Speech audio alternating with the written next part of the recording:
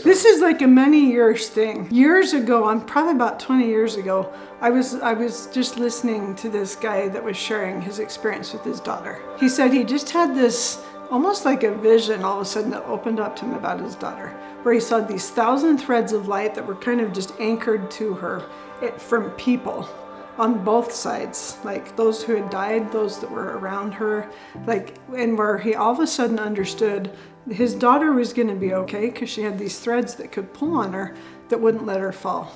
And I'm like, oh, that's kind of cool. I wonder if we all have that. And these people that have been anchors for me have typically been people who have some kind of connection where they look upward.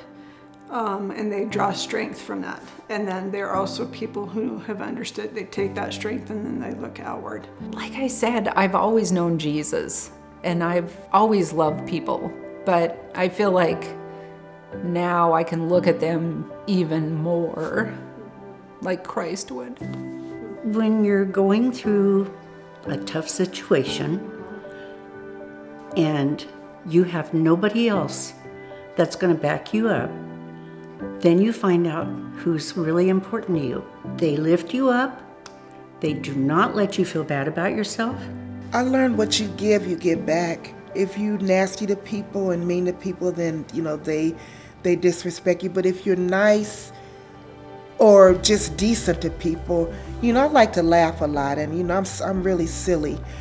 And I notice I gain a lot of friends that way by being myself. My true self is a silly rabbit, just goofy and silly. And I learned that, people like to be around people like that. I'm gonna tell you why I do it, because I do it because of my father. My father loved Christmas. When he passed away, I put it in my heart that I would light it up for him to see it from heaven. That's why I do it. That's my personal feelings of why I do it. That man taught me everything I know, also taught me everything I know how to do. Aprendo más de él y trato de enseñarle a mis hijos que Dios nunca te va a rechazar. Dios no te da los problemas. Él te ayuda a solucionar los problemas.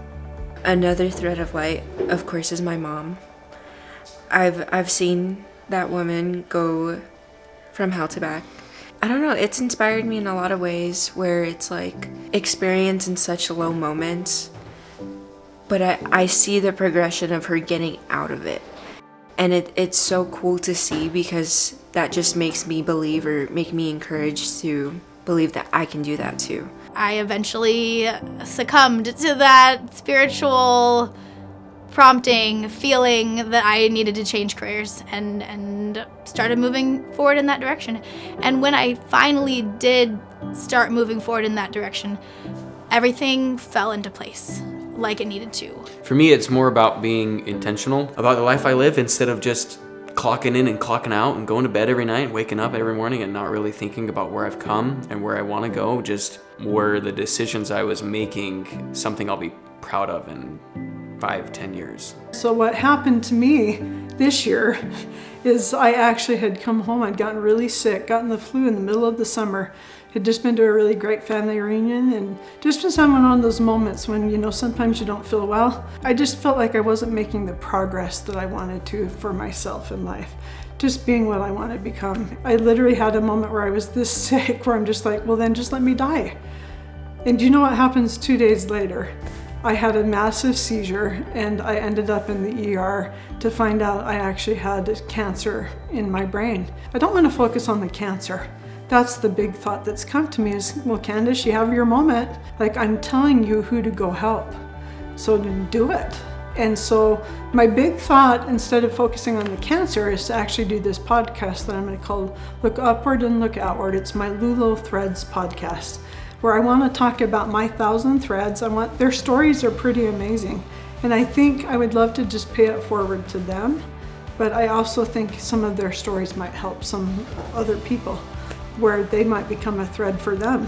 In your podcast, looking up, right, for the guidance and the light from above, and then looking out to look for people to spread it, right? Like Jesus would.